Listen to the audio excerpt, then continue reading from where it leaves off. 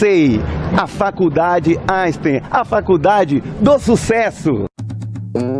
Salvador será palco de um grande evento. Primeiro Congresso Internacional da Cultura e Arte, expandindo a consciência cósmica. O congresso irá incentivar a cultura e os diversos segmentos da arte envolvendo a conscienciologia. Acontecerá nos dias 6 e 7 de novembro, Hotel Sol Barra Express, Avenida 7 de Setembro, 3577, Porto da Barra.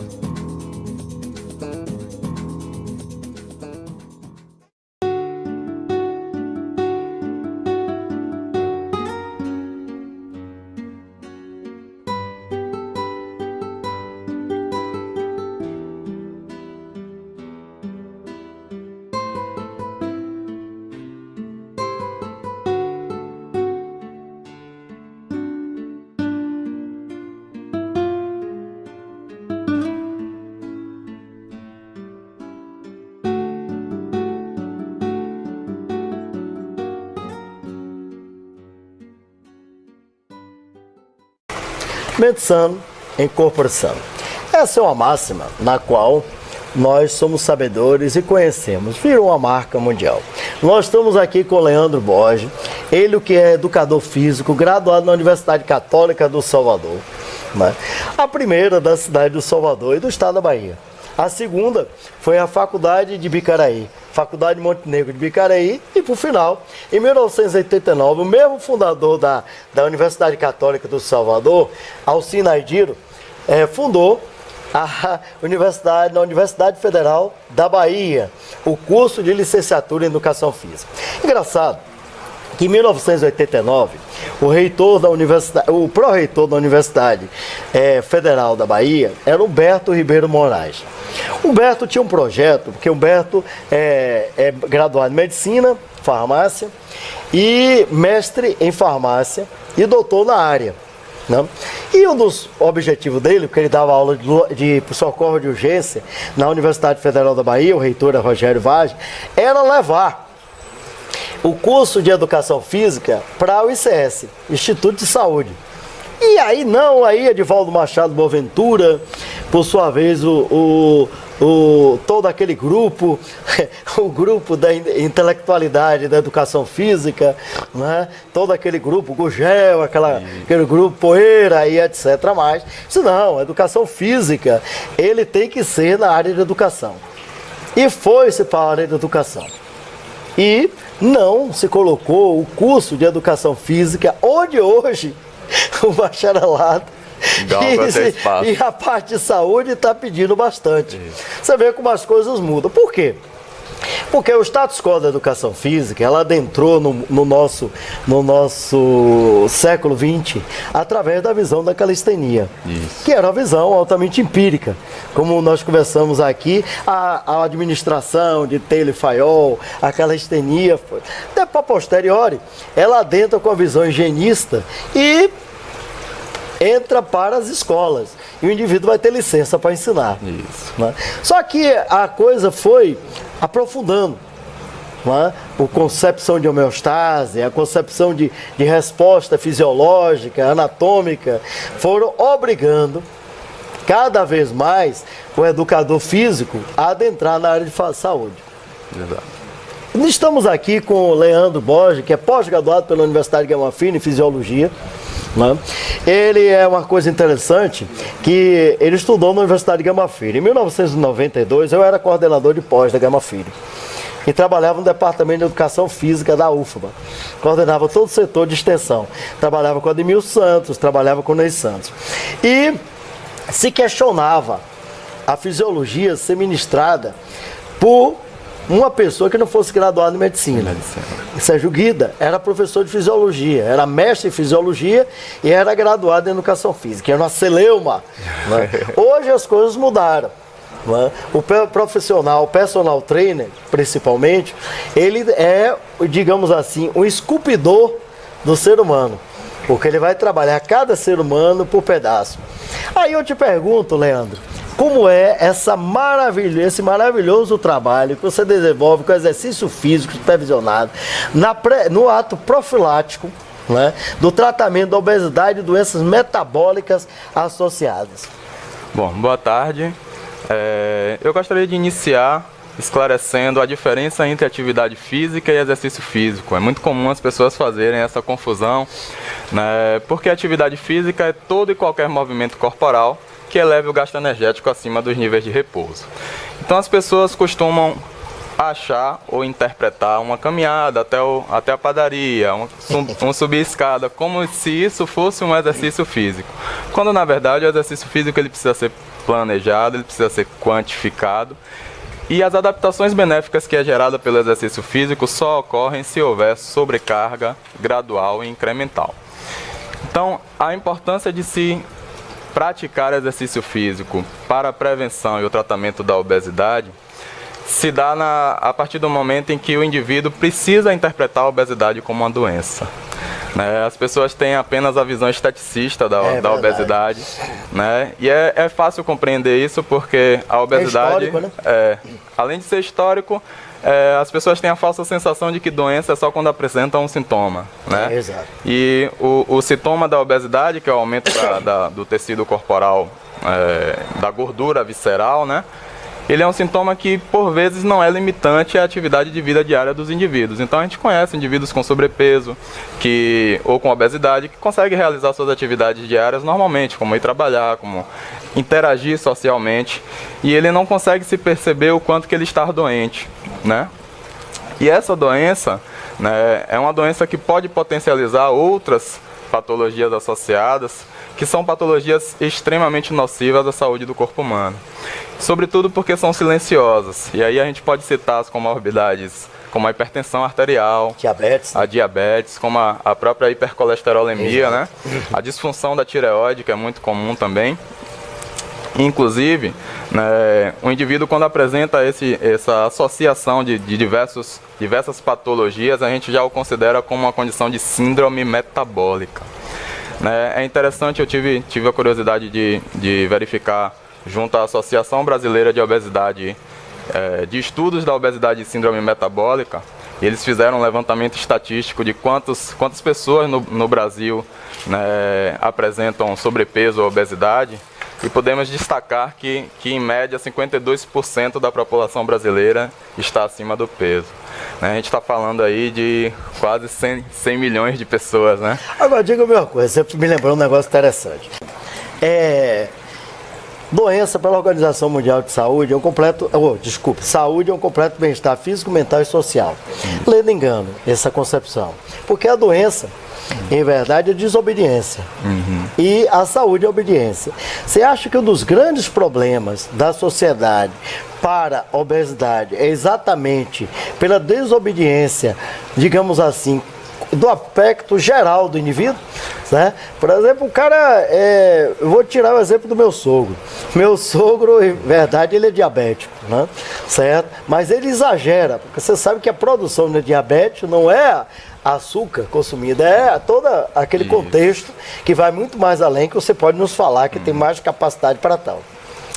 A diabetes, ela comumente, didaticamente, ela se divide em diabetes tipo 1, tipo 2, né, que ela pode ser proveniente tanto de problema no pâncreas, né, a deficiência do pâncreas de produzir a insulina, que é o hormônio hipoglicemiante, né, o hormônio que leva a glicose para dentro do músculo, como ela pode ser desencadeada também pela obesidade ou pelo sobrepeso.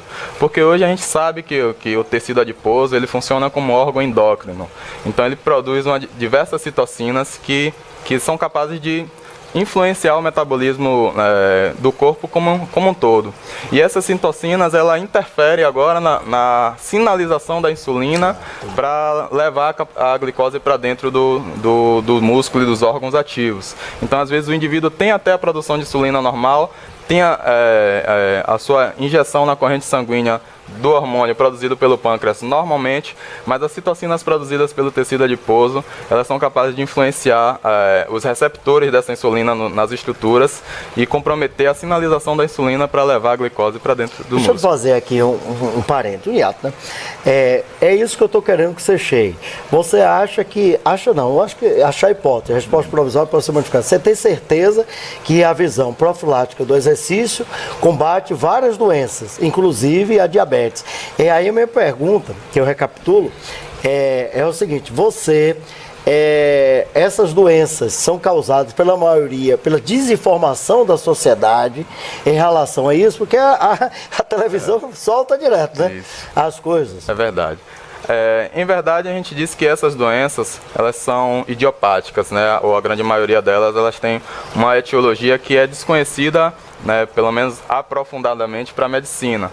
Então, por exemplo, a hipertensão é uma doença que não tem cura, é uma doença que tem controle. Então, as medicações que são utilizadas para a hipertensão são medicações que controlam a hipertensão ao longo da vida para que o indivíduo tenha uma qualidade de vida saudável. No entanto, eu tenho certeza de que as pessoas não interpretam, né, essas doenças como doença de fato, porque elas não geram sintomas que são limitantes, né? Então, o indivíduo é hipertenso, ele consegue realizar as atividades. Essa cefaleia, ela em verdade é um sintoma, né? Mas exato. Só que tem sequelas. Exatamente. Ela é na realidade o reflexo de uma outra patologia. Que não se às vezes pode ser, como você próprio colocou, pode ser algo que não está apresentado, né? Algo endógeno bem forte mesmo, que é muito mais forte, porque na realidade a cefaleia, ela pode ser excesso de açúcar, pode ser problema cardiopático, pode ser outras coisas. Agora, quem são as pessoas que vão procurá-lo? As pessoas são os gordinhos, os obesos, são os amigos de um professor, um grande professor que eu conheço, Paulo Góes, que emagrece, engorda, emagrece, engorda, emagrece, engorda. As pessoas que vão procurar o auxílio do professor de educação física, o auxílio do personal trainer, são justamente essas pessoas que se convenceram de que estão doentes. E esse convencimento parte muito do médico, né? O médico, quando informa ao paciente no âmbito do consultório, você está doente, você vai morrer se você não se cuidar, né? O convence de tal forma de que o exercício supra a necessidade do tratamento não farmacêutico, né? Do tratamento não medicamentoso, que a gente sabe que gera também uma série de reações adversas. E o exercício físico vem como a promover uma série de adaptações fisiológicas, de modo a gerar o benefício que talvez o remédio, né, gerasse sem Agora me diga uma coisa, sequelas da medicação. Que eu tiro isso lá por casa. Não por mim, que eu pratico, faço atividade física. Mas, diga-me uma coisa. A sociedade, ela é conduzida em formas, digamos, alopáticas para a obesidade e homeopática, devagarzinho, para fugir dela. Isso. A obesidade, ela tem a origem genética, né? Então, se a gente diz que se o pai do indivíduo é gordinho, se a mãe é gordinha, a probabilidade dele ser gordinho é alta, mas é de origem comportamental também. A gente tem essa vida moderna e tecnológica, né? Ela é social, que a gente precisa fazer muitas coisas ao mesmo tempo. Então, a gente acaba descuidando um pouco da alimentação, né? Comendo os fast foods da vida. E isso contribui para o aumento de peso e esse problema de saúde pública que a gente está conversando. Agora é engraçado. Hoje você tem, no mundo, você tem dois tipos de tempo. O cairológico e o cronológico. O tempo, digamos, exógeno e o tempo endógeno, ou seja, o tempo empírico e o tempo racional. Aqui, quando eu digo são X horas, você pode olhar no relógio, são X horas, cronológico. E tem um tempo interno. Só que hoje, um dos grandes entraves da sociedade é a falta de tempo. Não é? Essa condição da falta de tempo no âmbito cronológico levam as pessoas a procurar o personal trainer para poder ter, porque elas vão, porque hoje não é só a falta de tempo, é o deslocamento. Isso. Porque o tempo para se deslocar é horrível, né? Aí isso faz com que as pessoas vão ao personal trainer, porque há 20, 30 anos atrás o personal trainer não, era a pessoa aqui, né? O treinador individual, né, que é o nome correto, o treinador individual, ele não existia dentro do contexto. Isso. Né? É preciso, as pessoas estão cada vez mais tomando consciência de que precisam encontrar tempo para cuidar de si mesmas. Né? Afinal, se elas não se cuidam, não tem tempo para o trabalho, nem para a família, nem para as outras atividades do dia a dia. Mas hoje, da mesma forma que a tecnologia vem, dificulta, faz com que as pessoas tenham muitas atividades ao longo do dia, vem facilitar também a partir do momento que o indivíduo encontra a academia dentro da sua própria residência, nos condomínios, né? E isso facilita com que a pessoa não necessariamente precise ir até o personal trainer ou ir até a academia, mas o personal trainer vai até a pessoa de acordo com o horário e disponibilidade dela para Uma coisa auxiliar no interessante, eu treinamento. lembro-me que há 40 anos atrás, o seu professor, Hélio Campos, Xarel, Isso. inclusive tem um livro de capoeira. De capoeira. Comigo. Eu tenho um com ele. Eu, Decânio, Bozó, eu tenho uma coleção de 18 livros sobre artes marciais, e um deles eu fiz Eu com ele. fui aluno de Decânio, Mestre Bozó, no Nordeste de Amaralina. Bozó, aquele livro de Bozó, sou eu e eles, é Augusto Marcel Torres, Mestre Bozó, que fez a parte prática, Hélio, Itapuã e o finado Decânio. Isso. Entendeu? Nós tínhamos a academia lá, Movimento. Uma das primeiras, ali no Rio Vermelho. E era uma cheia. Né? Você acha hoje, Leandro, que as pessoas estão indo menos à academia? Estou te falando de 40 anos, porque 40 anos eu já estou meio velhinho, né? Você está novo. Você acha que as pessoas estão indo menos à academia e procurando mais o personal trainer? Olha, eu acredito que as pessoas estão procurando o personal trainer dentro de academias. Hoje as academias se multiplicaram muito, né, nos grandes centros urbanos, mas a figura do professor, do treinamento individualizado e supervisionado, tem tomando uma importância de tal modo que as pessoas, mesmo dentro da academia, mesmo tendo o professor disponível pela academia, elas procuram um professor capacitado, especializado para atender elas, sobretudo aquelas pessoas de perfil de risco, né? Aquelas pessoas que demandam uma atenção individual, que aquele professor da academia... A idade é maior, está na melhor idade. Isso, né? A professor da academia às vezes atende mais de uma pessoa ao mesmo tempo e não dá aquela atenção específica para o indivíduo que precisa. Coisa, quais são as vantagens? Porque na Índia, hoje aqui no Ocidente se faz yoga coletivo, mas na Índia você faz yoga individual. Há muitos anos isso, né? Certo? Então qual é a vantagem de você ter um indivíduo acompanhando? Eu mesmo já fiz muitas atividades com o personal trainer. Muay Thai mesmo fazer com personal trainer, Goshin eu fiz com o personal trainer, né? Na área de artes marciais, né? Certo? E fiz também treinamentos outros com o personal. Né? Agora eu estou aqui como advogado do diabo, porque o indivíduo lá está dentro de mim, certo? Quais são as vantagens? Porque o indivíduo diz, vou gastar dinheiro com o cara pra lá. Lá em casa é assim, que diz, vou gastar dinheiro.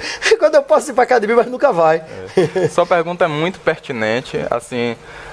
primeiro precisa ter a visão de que o personal trainer não é gastar, é investir. Investimento. Né? Você vai fazer um investimento no seu dinheiro. Eu sei, agora eu estou dizendo segundo, que as pessoas... que o personal trainer, ele consegue controlar os parâmetros do treinamento momento a momento. Né? Como você próprio falou, o corpo dá sinais, né? Durante o treinamento... Pierre vai e falava isso, exatamente, o corpo fala. Então, durante o treinamento... É óbvio que o professor, antes de iniciar um programa de treinamento, ele vai realizar uma avaliação física, né, saber os critérios todos para a precisão do treinamento. E os critérios são fundamentados em diretrizes, inclusive da medicina esportiva. Né, que evoluiu muito. Exatamente.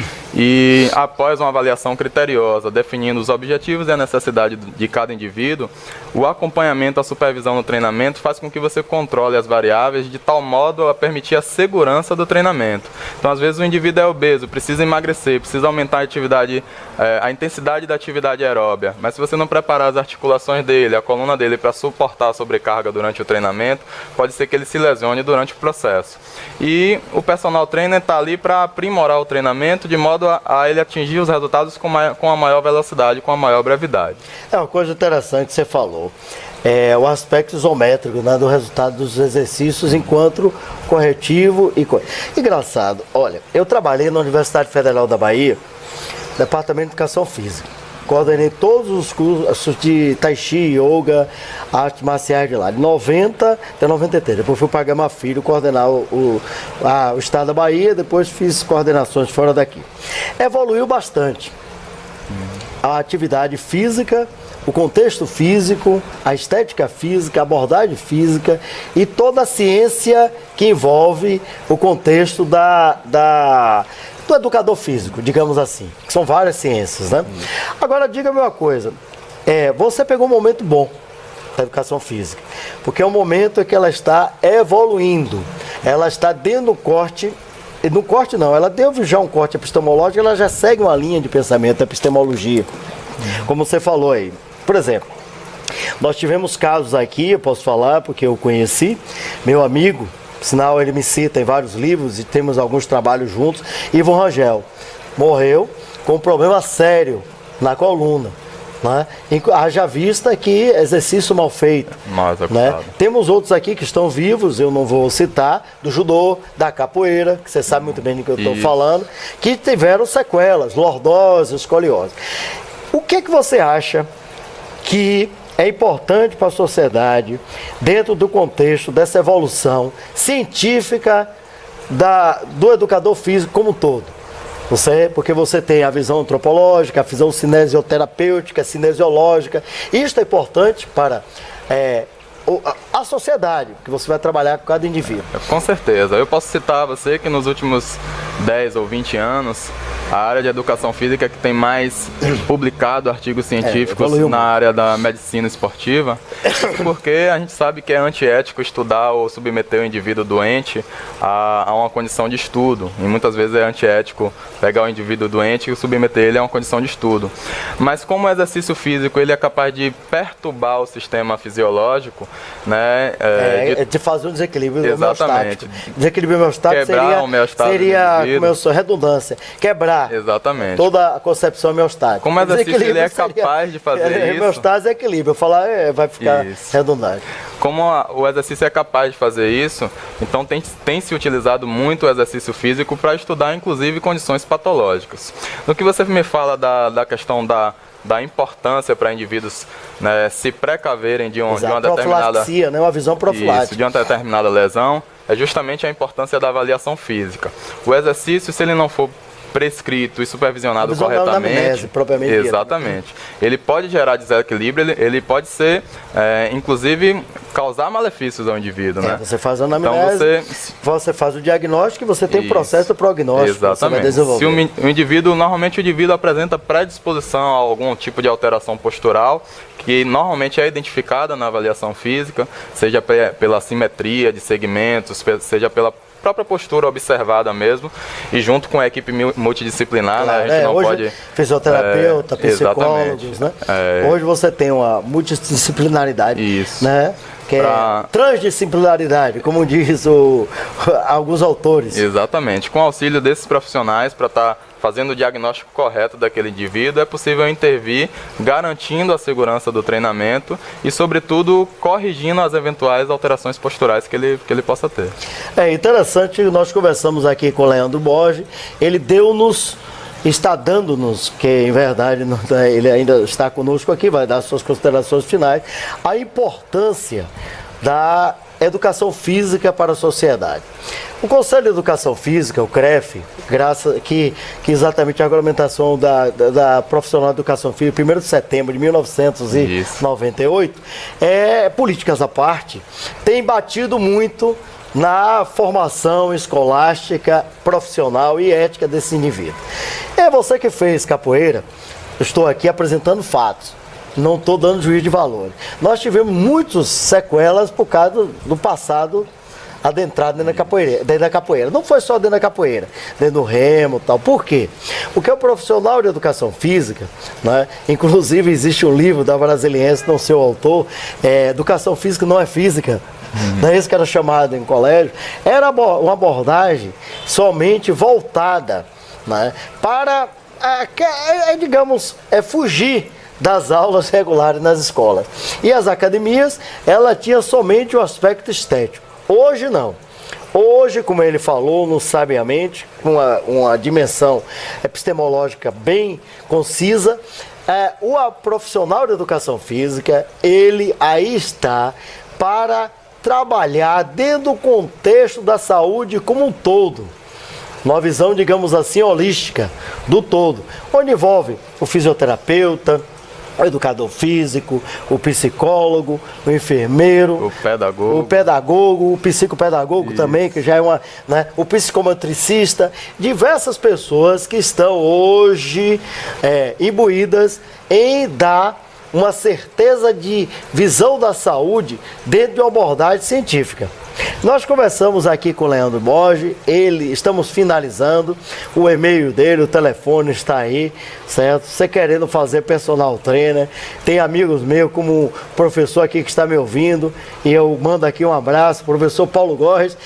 Suas considerações finais aí, Leandro. Eu agradeço ao Tomaciel pelo convite, a Livraria Terceiro Milênio e toda a equipe do Portal Jorge Guedes e do programa Consciência Cósmica.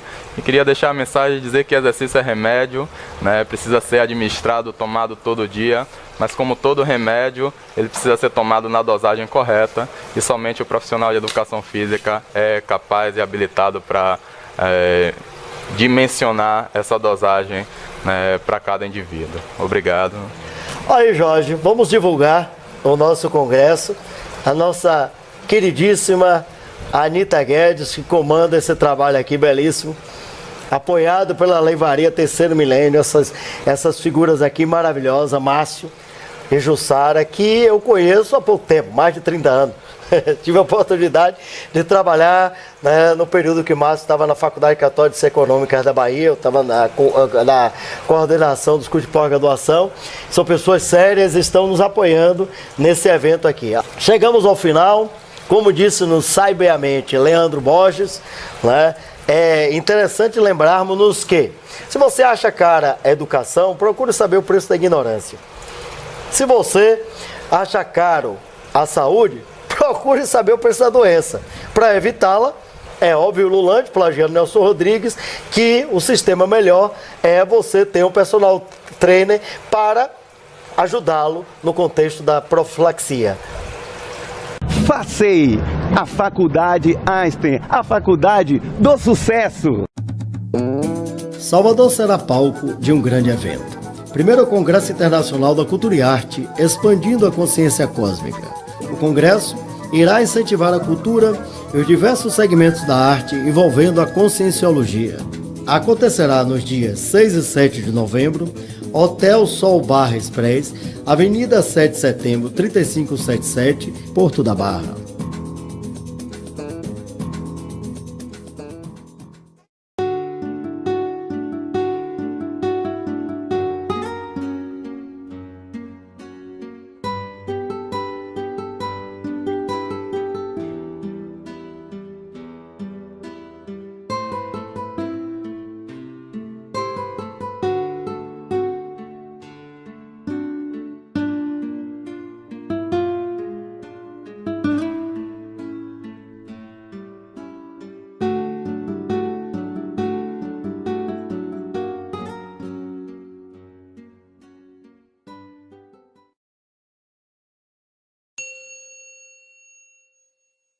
Estamos aqui com o Leandro Borges, ele que é educador físico, graduado na Universidade Católica do Salvador, né? A primeira da cidade do Salvador e do estado da Bahia. A segunda foi a Faculdade de Bicaraí, Faculdade Montenegro de Bicaraí, e por final, em 1989, o mesmo fundador da Universidade Católica do Salvador, Alcino Aidiro, fundou na Universidade Federal da Bahia, o curso de licenciatura em Educação Física. Engraçado que em 1989, o pró-reitor da Universidade Federal da Bahia era Humberto Ribeiro Moraes. Humberto tinha um projeto, porque Humberto é graduado em Medicina, Farmácia, e mestre em Farmácia e doutor na área. Você vê como as coisas mudam. Por quê? Porque o status quo da educação física, ela adentrou no nosso século XX através da visão da calistenia, que era uma visão altamente empírica. Como nós conversamos aqui, a administração de Taylor e Fayol, a calistenia, até para posteriori, ela adentra com a visão higienista e entra para as escolas. E o indivíduo vai ter licença para ensinar. Isso. Né? Só que a coisa foi aprofundando. Né? A concepção de homeostase, a concepção de resposta fisiológica, anatômica, foram obrigando cada vez mais o educador físico a adentrar na área de saúde. Exato. Estamos aqui com... Não? E um dos objetivos dele, porque ele dava aula de socorro de urgência na Universidade Federal da Bahia, o reitor era Rogério Vaz, era levar o curso de Educação Física para o ICS, Instituto de Saúde. E aí não, aí Edivaldo Machado Boaventura, por sua vez, todo aquele grupo, o grupo da intelectualidade da educação física, né? Todo aquele grupo, Gugel, aquele grupo Poeira e etc. mais. Isso não, a educação física, ele tem que ser na área de educação. E foi-se para a área de educação. E não se colocou o curso de educação física, onde hoje o bacharelado e a parte de saúde está pedindo bastante.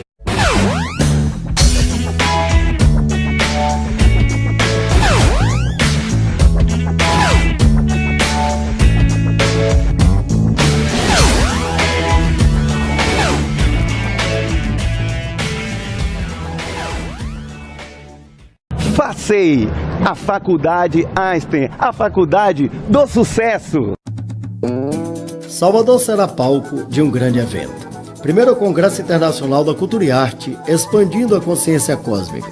O congresso irá incentivar a cultura e os diversos segmentos da arte envolvendo a conscienciologia.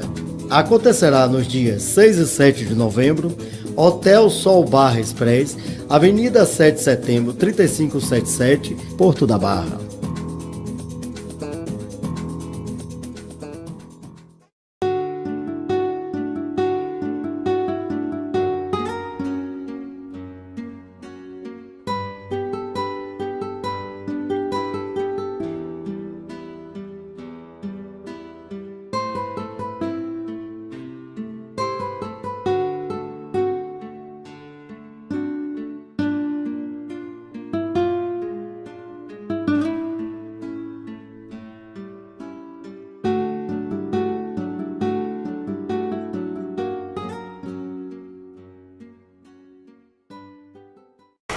Mente sã em corpo sã.